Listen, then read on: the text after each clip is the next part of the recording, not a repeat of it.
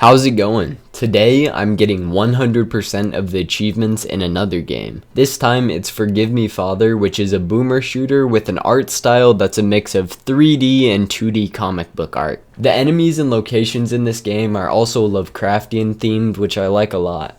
There are 20 achievements total in this game, and to get all of them you need to do at least 2 playthroughs, one with the priest and one with the journalist. Each character has different abilities, and I decided to go with the priest first. I beat the first level relatively easily, but I didn't end up finding the secret, so I didn't get 100%. After that, I moved on to the endless mode, and there are 2 achievements that you can get from here. The first one's for completing wave 10, and the second's for completing wave 20. On my first attempt, I ended up dying on wave 9, and then on my second attempt, I ended up getting the first achievement, which was using God mode when your health was under 10. On that same run, I beat wave number 10 and got another achievement. I decided to take a break from the endless mode for now and move back to the story. On the second level, I found all of the story pieces and the secret, getting me 100% and my third achievement. There are some achievements that are super easy, like popping all of these balloons on level 4, and that was my 4th achievement.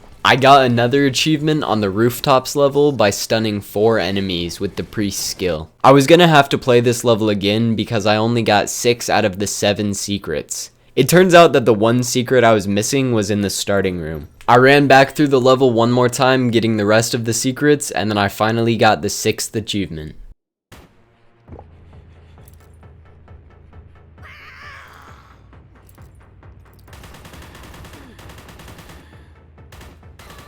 The first boss in this game reminded me a lot of the Destroyer from Borderlands 1, more in how it looks, not really with its attacks, but I thought that this was a pretty cool first boss, wasn't too hard at all, and with that, I got another achievement.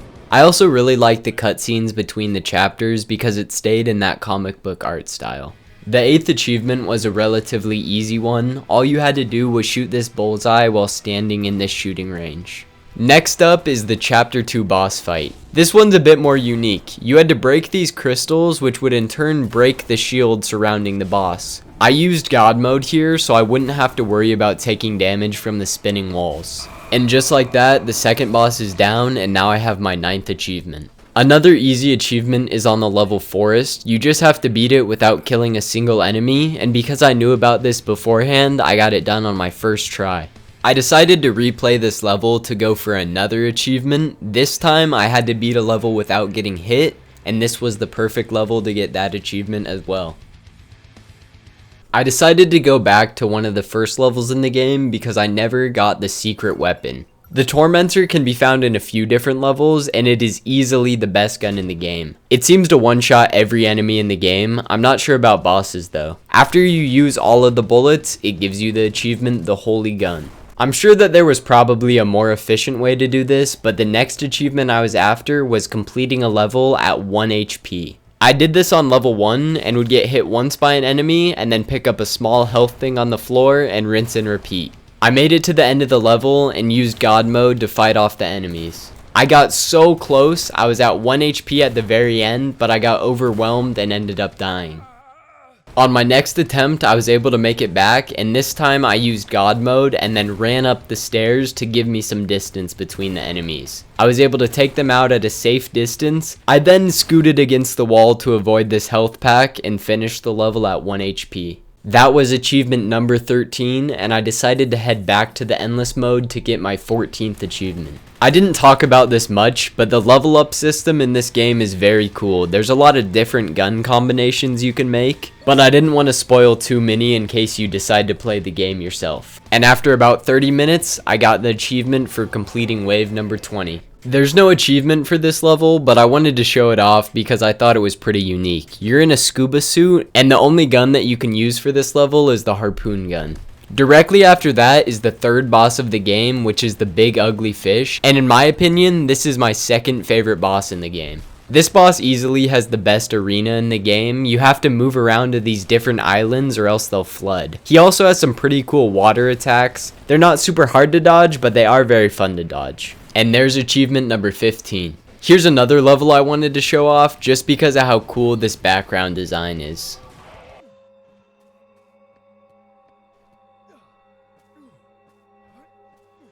someone behind me? Watching that footage back, it didn't look very scary, but when I was playing this at 1:30 and I heard, "Is someone behind me?" that definitely gave me chills. This boss didn't have very cool attacks, but its movement was easily the best out of all of them, and it was probably my favorite boss in this game. I liked the arena a lot. It gave some variation to the huge bosses that just stay in one place. And with that, I got the World 4 achievement. Now it's time for the final boss of this game, which is none other than Cthulhu. This boss is very cool and has probably the best design, but like I said, I liked the glitch boss because there was a little bit of variation from the huge bosses that just stay in one place. Since this was the final boss, it easily had the hardest attacks. There was a ball rolling around the arena floor, that was a little bit difficult, and then there were also flames coming up from the sides. But all in all, it wasn't too hard of a boss fight. The shotgun is extremely strong. And just like that, I killed Cthulhu with the priest and got another achievement. This is the ending cutscene, so skip to this time if you don't want to watch it. Your body is changing. You're writhing in pain, like after strong drugs. Can you see these people? You killed all the townspeople and your own cousin in a manic frenzy. Now I had to do a full playthrough with the journalist, and all I had left were 3 achievements. The first one I got relatively early by killing 10 enemies in 1 sword use. The way that this sword works is by healing you per kill you get. I used the voodoo doll to kill 5 enemies to get the next achievement. Now all I had to do was finish the game as the journalist, and I was completely done after that. I decided to try out all of the weapons that I didn't last time, and I got a cool laser gun. Instead of having God mode like the priest does, the journalist smokes a cigarette and it slows down time, making it easier to sneak past and kill enemies. When I was showing off clips from my playthrough with the priest, I went straight from the glitch to Cthulhu, but I wanted to show off some of the World 5 levels with the journalist because I think that these were the best out of the entire game. The difficulty factor spiked up a lot in these final levels, the enemies were a lot harder, there were a lot more of them, and the structures that you're walking on were also harder to navigate. I didn't notice this the first time I walked through, but it makes a lot more sense after knowing the ending. This hallway and level design is the exact same as the one from the first level, and it makes sense because that was supposed to be your cousin's house, and after you walk out, this boat leads you to the Cthulhu boss fight. There's honestly not much else to say now. I made it through the game with the journalist, and now was finally facing Cthulhu. I dealt the last bit of damage to him, and finally got the Truth Hurts achievement for completing the game with the journalist. After just a little over 10 hours of playing, I finally had 100% of the achievements in Forgive Me Father.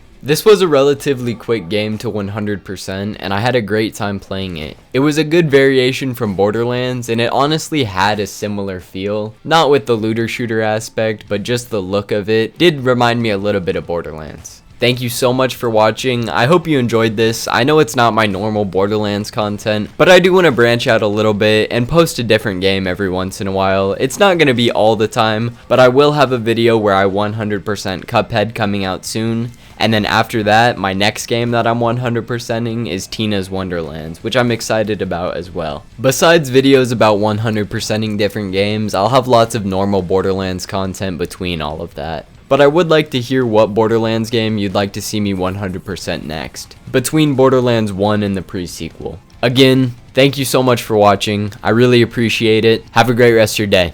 See ya.